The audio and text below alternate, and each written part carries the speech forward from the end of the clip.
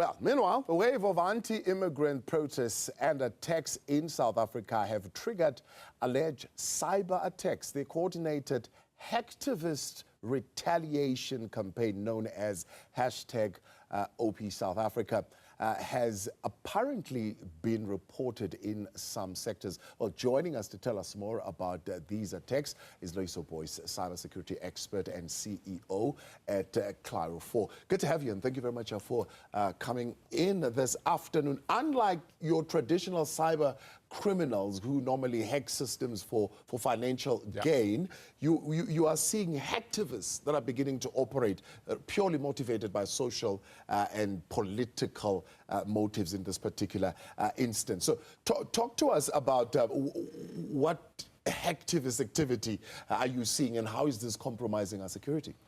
Thank you very much for the opportunity. Good afternoon to you and the viewers back home. I think it's important to realize that this is not a new activity. Hacktivism has been existing for quite some time.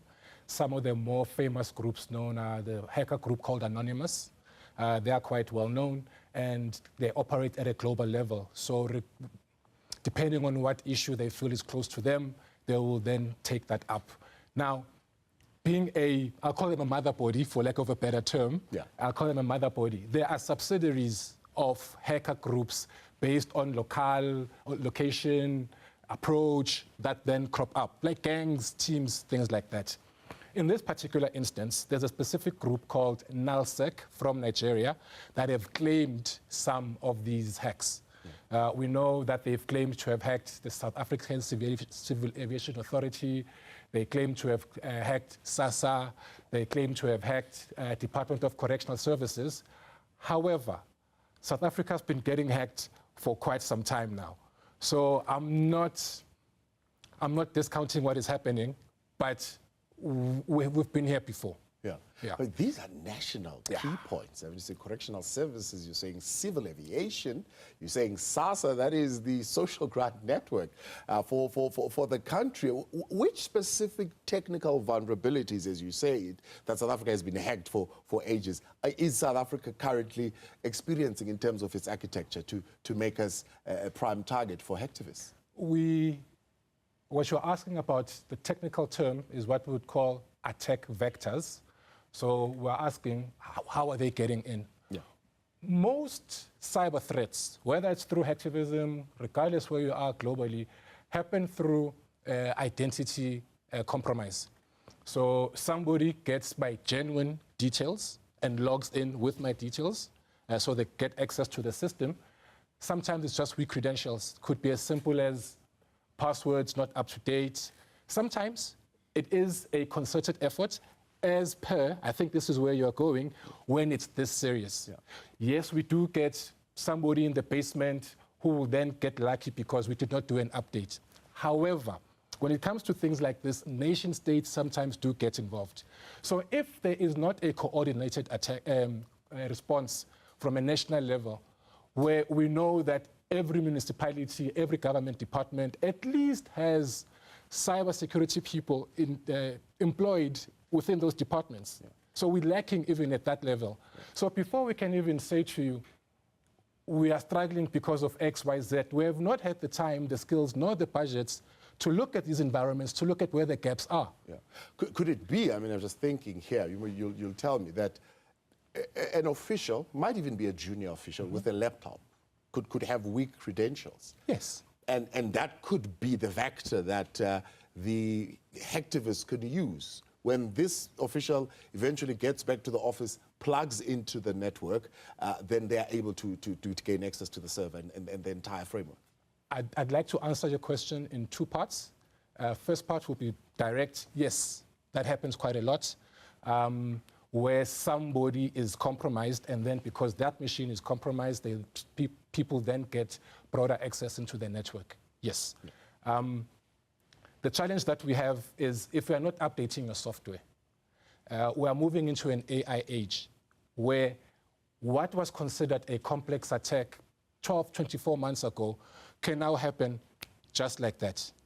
People provide services online where you can say, I want I want somebody to hack XYZ on my behalf, and you pay them. It's become mainstream. Yeah.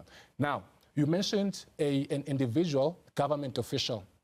I hate to say this, but our problem is much bigger than that. When it comes to an issue of nation states, if you are using equipment that is not South African, from the word processing document, whatever you use to type an email, to the Word document, to the machine that you use, if none of that is South African, and then now we understand that nation or nations are looking at compromising each other and getting information, how much security do we think we can put in place when we do not control the infrastructure itself?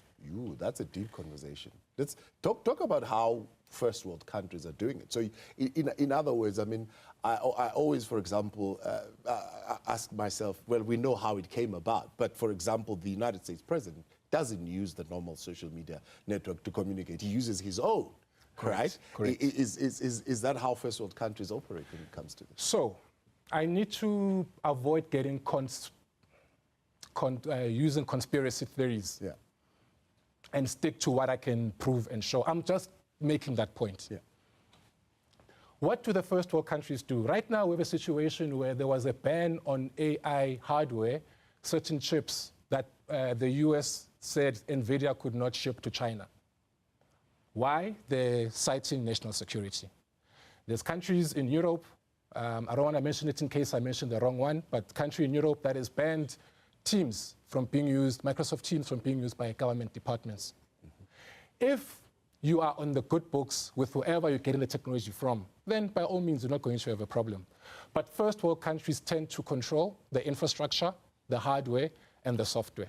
Now, there are technologies that have been put into the market that are designed to audit and give us some kind of view that when this information leaves from here to there, here is the path that it takes. Yeah.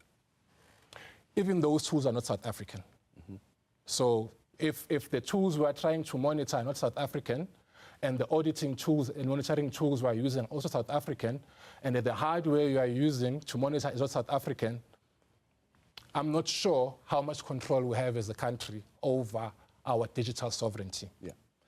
Tell me, I mean, is this free, blanket, free reign access to every bit of information? I don't know how these things work, but I would think an institution like South Africa, for example, even institutions in one conversation I've had with a bank is that they've got firewalls at different levels of entry. So you might get access to the database, but you might not get entry to the dollars and the rands that are on the other side. So do you get a sense that we've got that kind of layering of firewalls? It has to be like that. So that's why I struggled to answer your question earlier by being specific. Because to be secure, you need to use a layered approach. So think of an onion. When you peel an onion, you get a layer on top of that. You need to train your people. People need to know what a strong password is. People need to know how to behave. When you are on the highway, you went for K53, there's a way to behave. Yeah. When you are on the information superhighway, there is a way to behave. Yeah. You mentioned firewalls. There's things that we need to put on our perimeter. Make sure we have things like firewalls. What do firewalls do?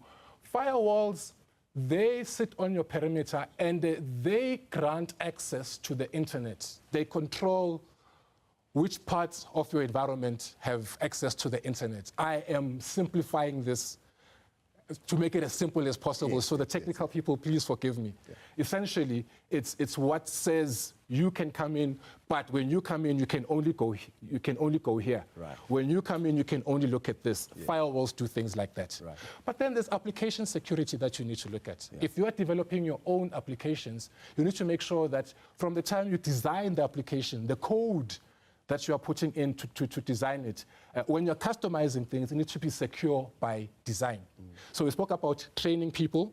We spoke about the hardware, the equipment, the network, the firewalls, the routers. You get equipment also that monitors your network, AI-based. Right. It establishes a baseline. We know Utabo typically works between, it's just an example, 5 and 8 p.m.